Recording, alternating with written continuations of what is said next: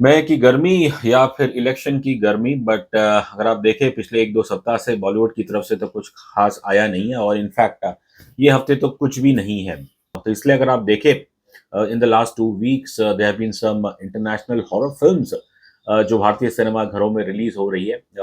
पिछले हफ़्ते हमने देखी थी बड़ी बढ़िया फ़िल्म एबीगेल और इस हफ़्ते कुछ 2-2 हॉरर फ़िल्म आई हैं जिसके अंदर एक तो है कोरियन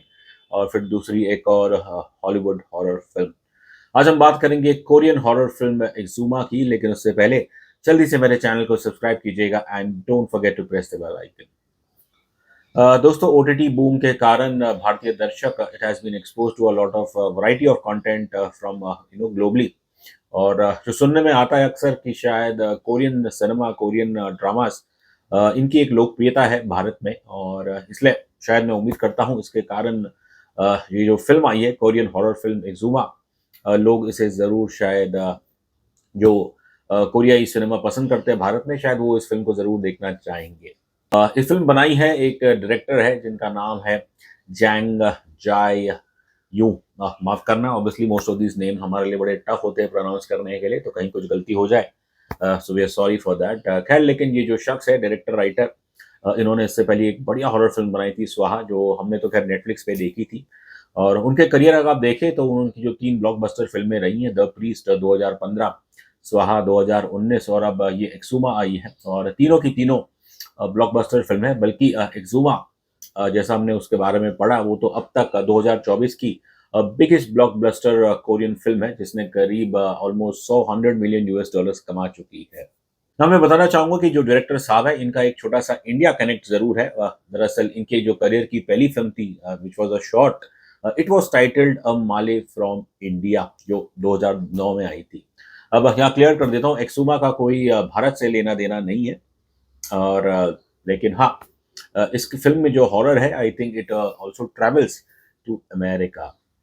एक्सुमा जब कोरिया में रिलीज़ होने से पहले जब इसका पोस्टर आया था तो इसकी काफ़ी प्रशंसा हुई थी। अगर आप ध्यान से देखें इस पोस्टर को और there is a symbolic reference to the Korean peninsula map. यहाँ मैं क्लियर कर देता हूँ कि इस फ़िल्म की जो कहानी है वो सिर्फ़ कोरिया से ज़्यादातर कोरिया में ही बसी है, लेकिन इसका जो कहर है थोड़ा बहुत अमेरिका भी जाता है।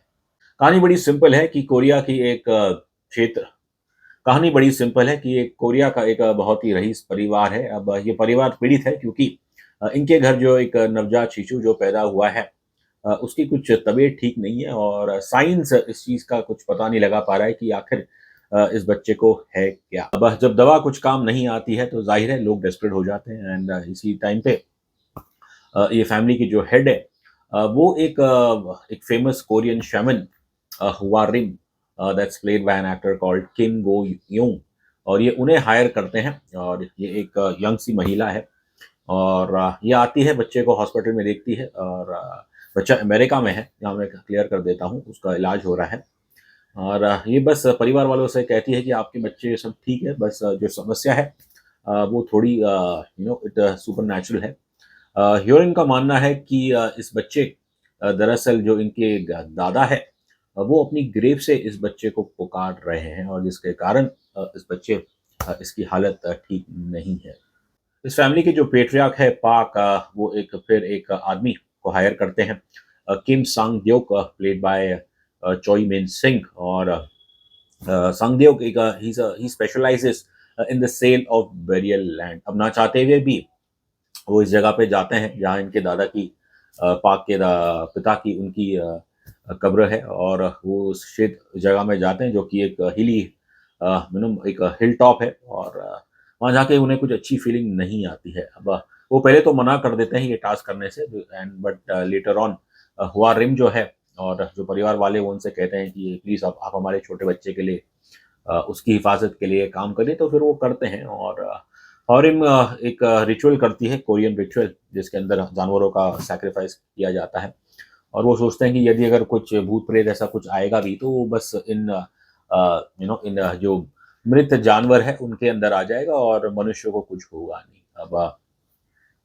अब ये वहाँ जाते हैं, खोदते हैं और इन्हें अंदाज़ा नहीं है कि बस ये किस चीज़ को जगा रहे हैं। आजकल मेरे ख़्याल से कि भूत कौन है उससे ज़्यादा इम्पोर्टेंट मायने ये रखता है कि जो इसकी हॉन्टिंग की कहानी क्या है। वो बहुत मेरे ख्याल से अहम रहती है दर्शकों के लिए। और यहाँ मैं अगर कम शब्दों में कहूँ, इस फ़िल्म में जो एक्सुमा में जो हॉन्टिंग है, it has it roots in both I would say history,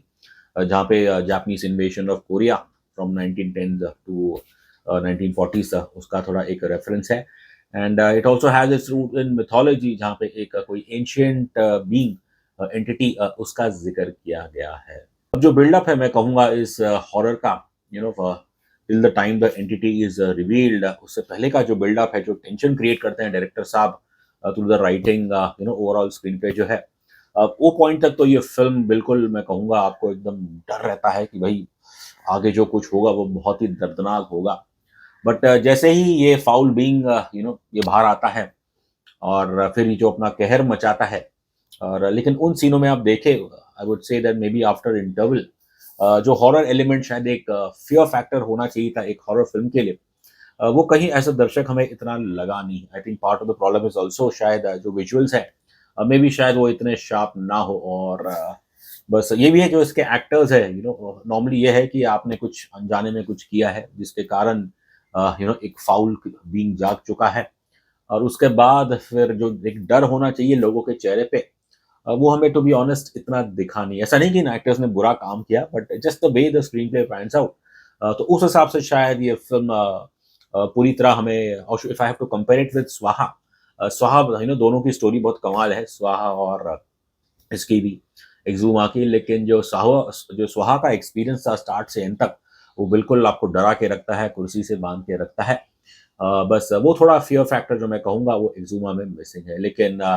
although we are not the best जज टू जज, सिंस हम कोरियन नहीं जानते तो वी कैन नॉट रियली जज the performances of these actors. लेकिन जो हमने देखा, you know obviously courtesy subtitles, और जो बॉडी लैंग्वेज है इन सभी एक्टर्स का, जो खासकर जो 2 मेन एक्टर्स हैं,